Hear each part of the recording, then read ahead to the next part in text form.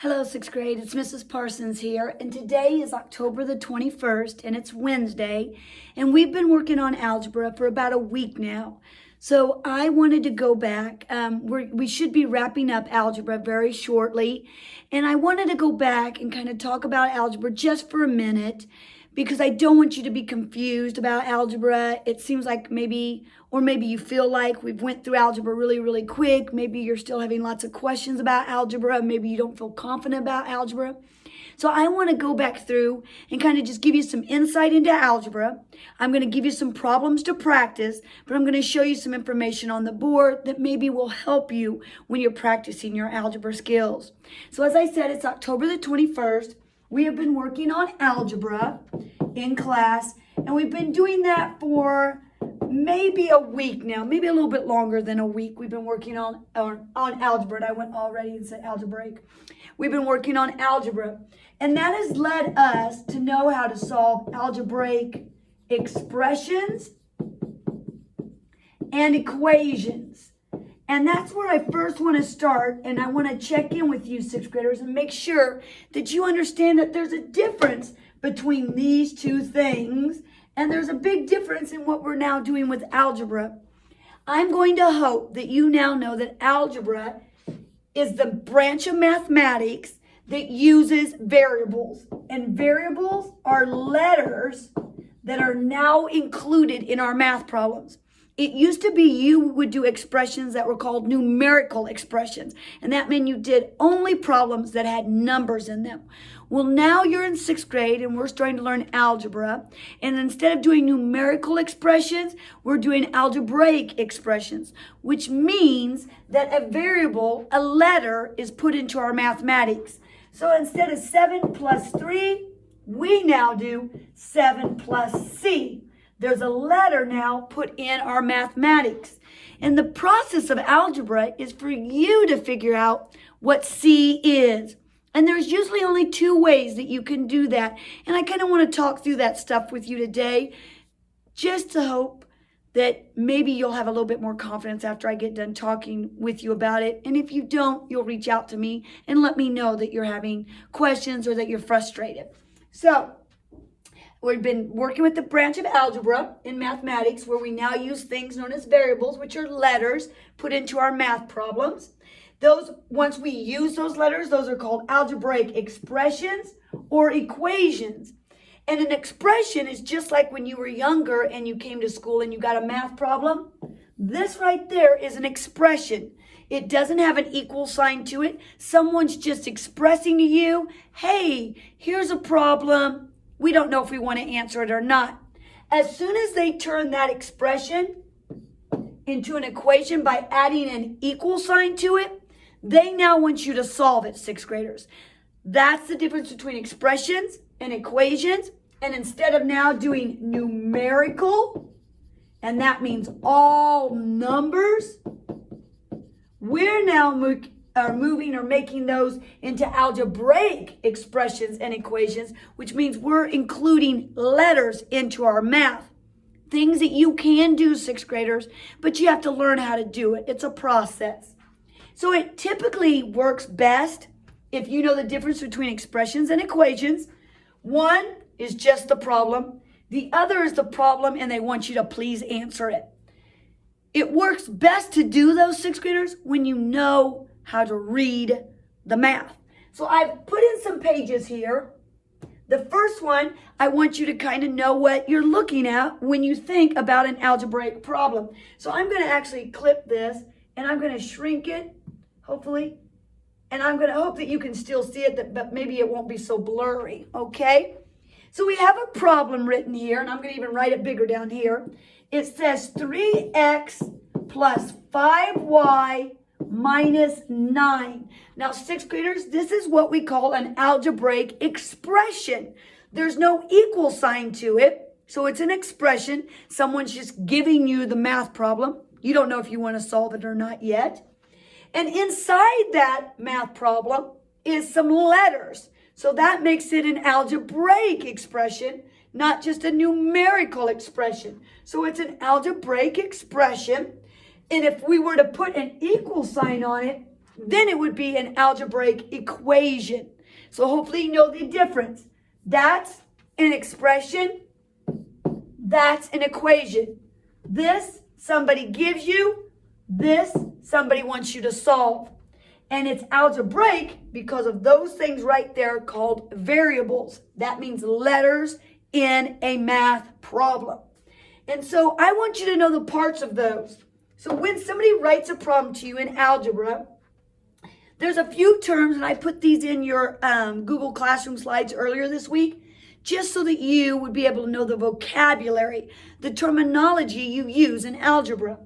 And so there's a few words. They're called coefficients, variables, terms, and constant. And I want you to know what those things are. So right off the bat, these things right here, you now know are the letters that are put in your math problem. So in this problem, X and Y are both variables, and I'm just going to put a V under there for variables. They're both variables because they're both letters. So that's what the variables are. They represent numbers that are missing, and instead we put a letter in for it, and we're going to ask you, hey, can you figure those out? Can you solve what those letters are? We then have coefficients. A coefficient is any number that is by the variable. So in this case, 3 is by X, and X is a variable. So 3 is a coefficient. It's like a well, you won't know this word, but I'm going to tell you. It's like a co-op. A co-op is where a bunch of people come together, maybe like farmers, and they're going to have a co-op where they sell or give out their farming produce. They give out the food that they have grown. That's a co-op. They all come together. Maybe one has watermelons, maybe one has tomatoes, all different kinds of fruits and vegetables. And they come together and put those things together to sell those. That's called a co-op. It's like a cooperation. And so a coefficient is cooperating with the variable to get a job done. And in this case, the job it's trying to get done is to solve the math problem. So 3 is a coefficient and 5 is a coefficient because it's helping the Y variable. 9 is not a coefficient because it doesn't have any variable beside it. So it's not a coefficient. To be a coefficient, you must be a number by a letter, a number by a variable. Variable is the letter, coefficient is the number beside it. The 9, since there's no letter beside it, since there's no variable, that 9 is known as a constant. And constant probably should make sense to you when you hear the word as I define it. Constant is, I constantly have to go to bed at 9 o'clock. I constantly have to get up at 5 o'clock to go feed the cows.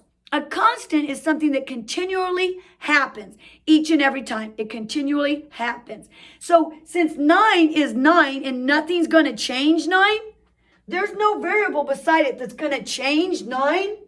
9 is going to be your constant. It's always going to be 9. In this problem, nothing's going to get done to it. So 9 is called a constant. And then, 6th graders, the last one is this lovely word right here, which I'm going to, oops, I marked out. I thought I was highlighting it, is the terms. In terms, 6th graders, are anything that are in the problem. Anything that's in the problem that's separated usually by an addition or a subtraction sign is called a term. So anything on the left and anything on the right of an addition sign or a subtraction sign is called a term. So in this case, 3x is a term, 5y is a term, and 9 is a term. And so there's a lot of different names to these things that go into algebraic problems, that go into algebraic expressions and equations. And you need to know them because sometimes they'll ask you, hey, what terms are you using? Hey, where are the variables at?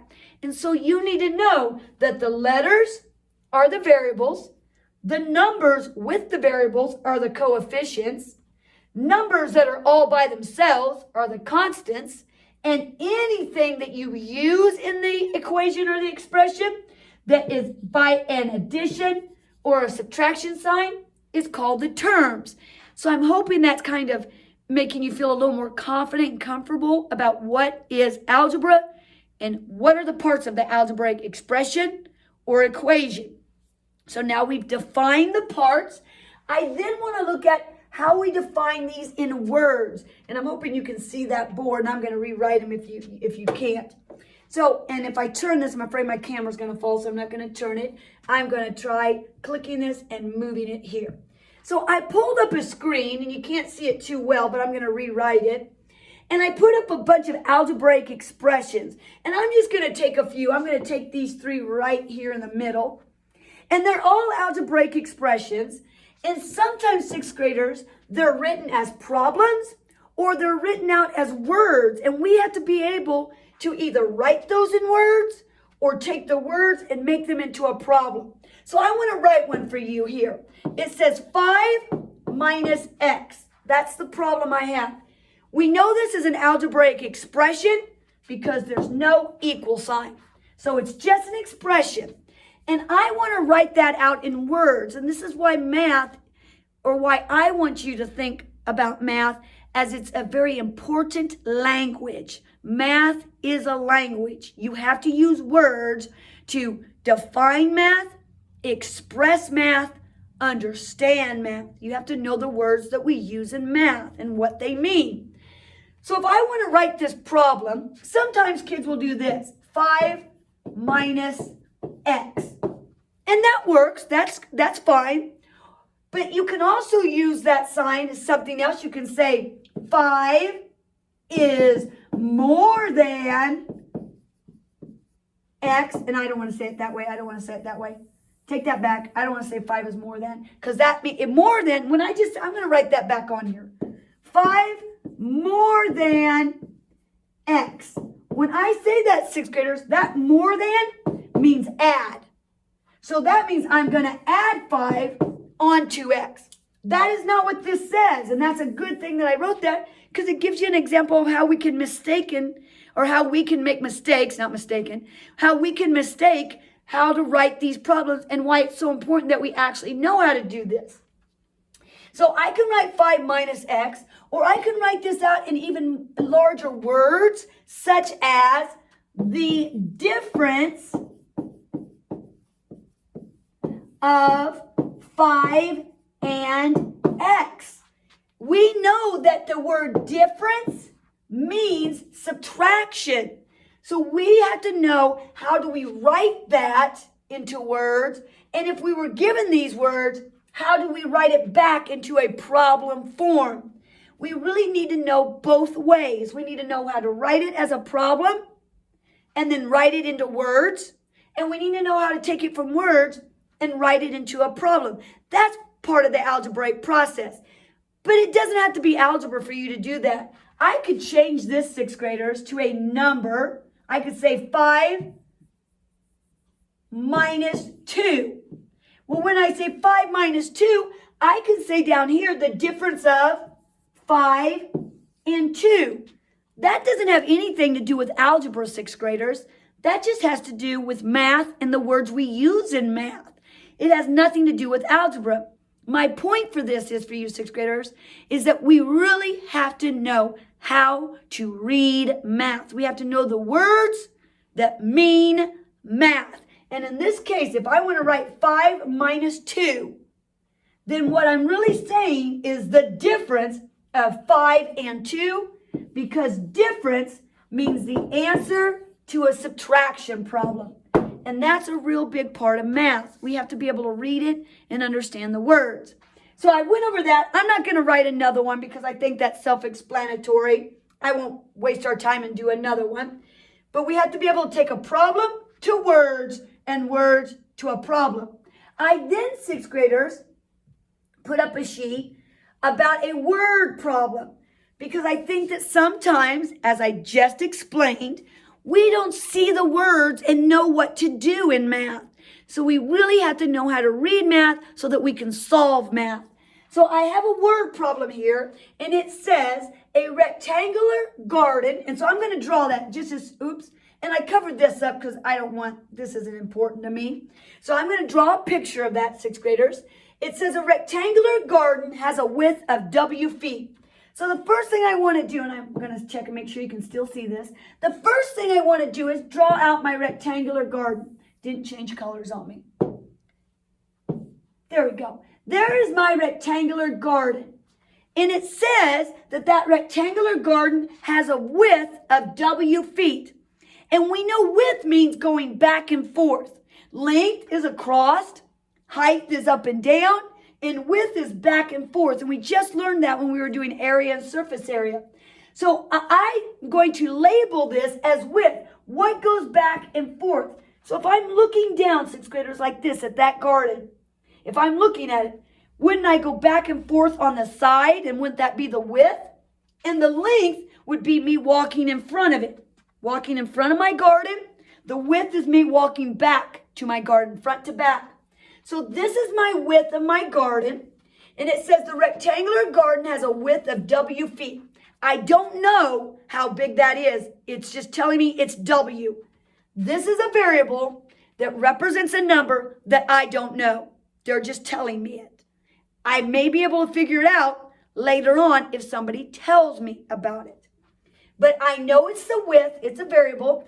It says the length of the garden is 4 feet more than 2 times the width. So I'm going to break that up in pieces again. It says the length, which we know this is the length, right? It's the other side of the rectangle. It says the length of the garden is 4 feet more. So when we hear 4 feet more, we know that's add 4 feet. So we know we have to add 4 feet. But it also says, sixth graders, that we're going to add that 4 feet to the width. Oh, so I'm not adding it to the length. I'm adding it to the width. So the width, 4 feet.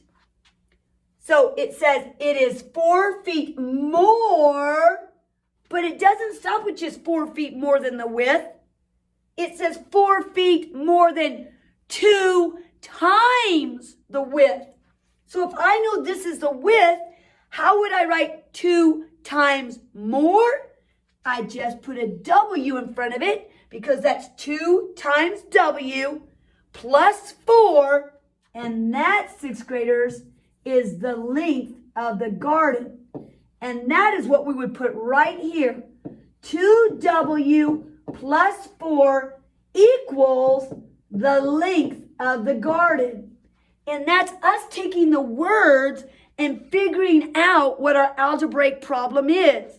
We know the garden is W, and we know the length of the W, or the length of the garden. The width is W. The length is going to be L, but we don't know what L is until they tell us that it is 2 times the width plus 4 more feet. This, sixth graders, is the length. And I got that from the words out of the word problem. They said W was the width and 2W plus 4 would equal my length. And that is us taking words that we hear and trying to put it into a math problem so that we can solve it. Now, the last thing I want to show you, sixth graders, I think it's the last thing, is that we have some of these problems and how do we solve them? If I wrote back that problem just now that we did, here's the garden. I don't like the shape of that. Here's the garden. Okay, there's our garden. Let me backspace that. Backspace it again. Okay, here's our garden. It's in the shape of a rectangle. And it said it was W for the width. And it said the length was 2 times the width plus 4 more feet. That equals the length. Now, sixth graders, if we want to solve these problems, algebraic problems, we cannot solve them unless 2 things happen. 1, somebody tells us what W is. Or 2, they write this problem out and they go 2W plus 4 equals 12. Those are the only 2 ways we can solve the problem. if they don't tell us what W is, or they don't tell us the solution, the answer to the problem, we can't solve algebraic expressions. And I want to tell you why you can't solve it, but you can, sort of. You can solve it because you can make up the numbers. You can make it anything you want. If nobody tells me what W is, I can make W anything I want. You've got the power to do that. It might not be right, but you can make it any number you want. So usually, sixth graders, we need somebody to do two things for us, one or the other. We need them to tell us, hey, this is what W is. They'll tell us what W is, and then we can put that number in for W. That is called the substitution method, and I talked about that in an earlier video. We can substitute the number in there for W, and then we can solve it. Or they'll write the problem out and they'll tell us it equals 12. Well, I want to do both of these, and then I'm going to let you go for the day. I am then going to put up some papers for you to do in your Google Classroom. There are 4 pages, but there's only 10 problems. But they're dealing with algebra and words and how you read the words and how you use the words, okay? So once I finish this problem, then I'm going to release you and let you go.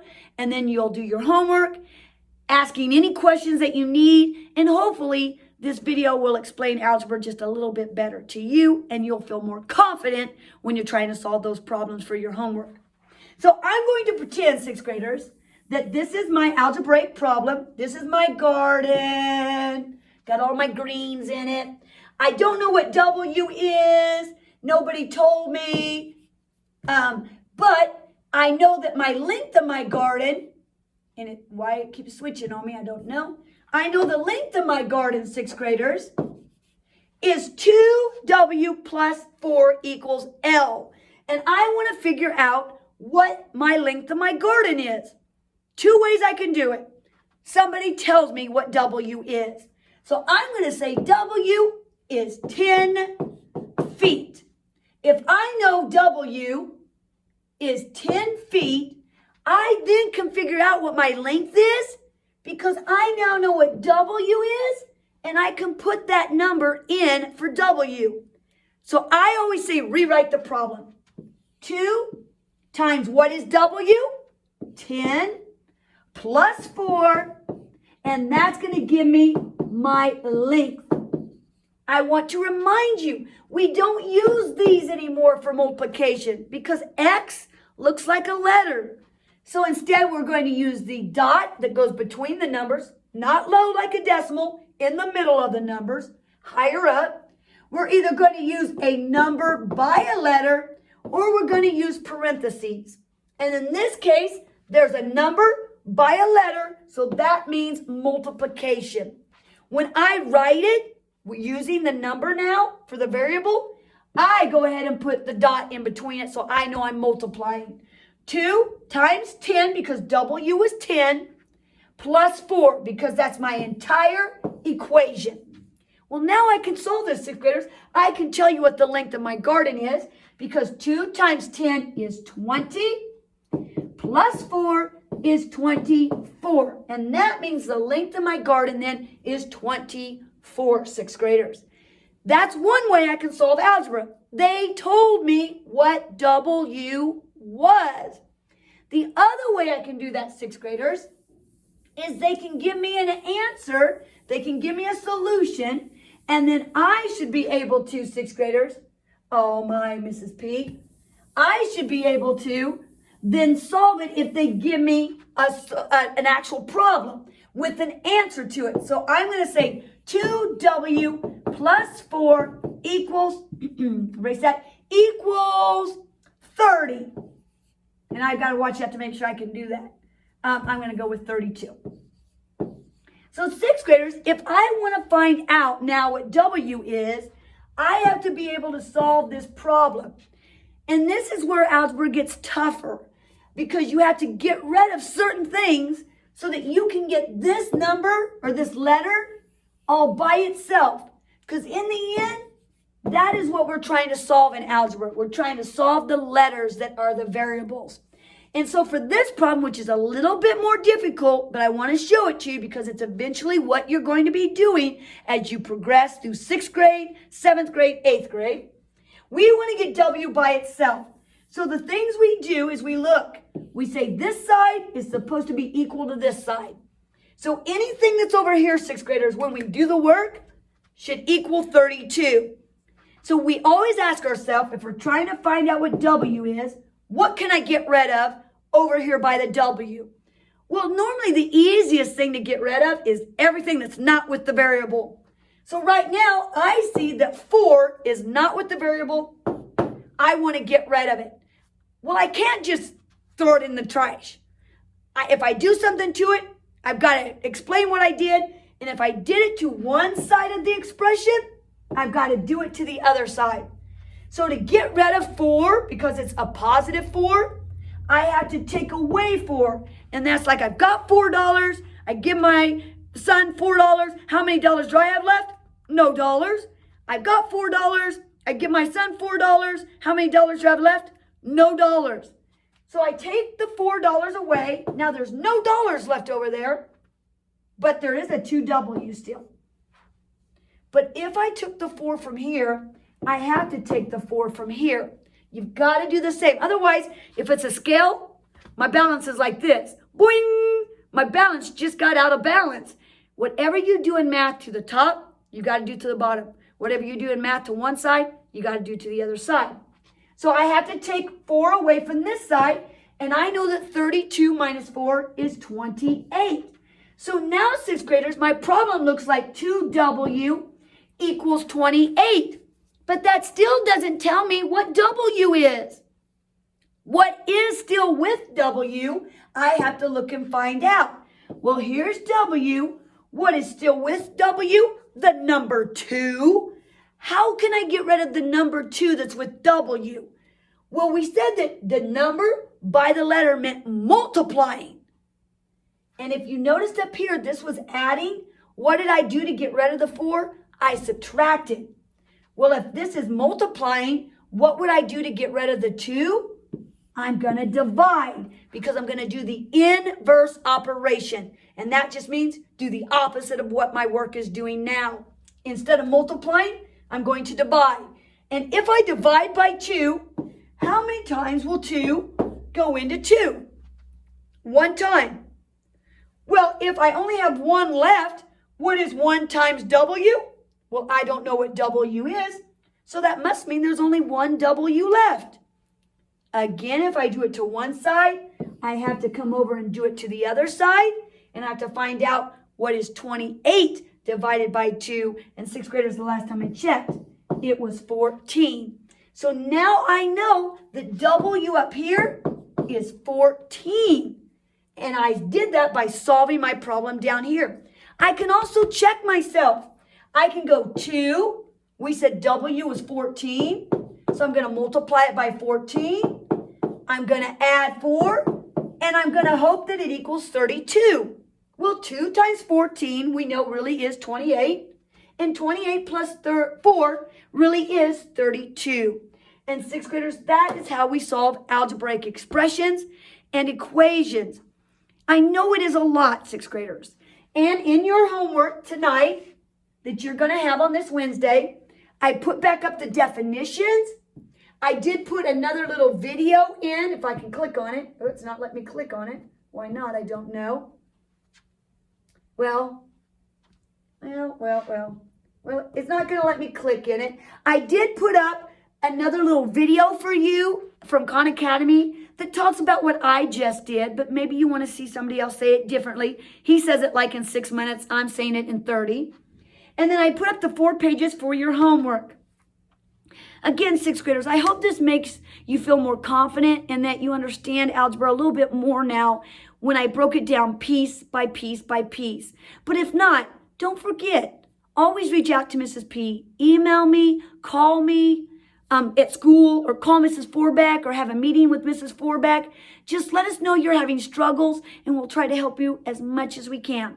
So that's it for Wednesday. I know it's a long video, and I'm sorry again. If you're here in class, we're doing centers for 80 minutes, so hopefully 30 minutes won't seem that bad to you. Anyway, I'll see you back on Thursday. I hope you have a wonderful Wednesday.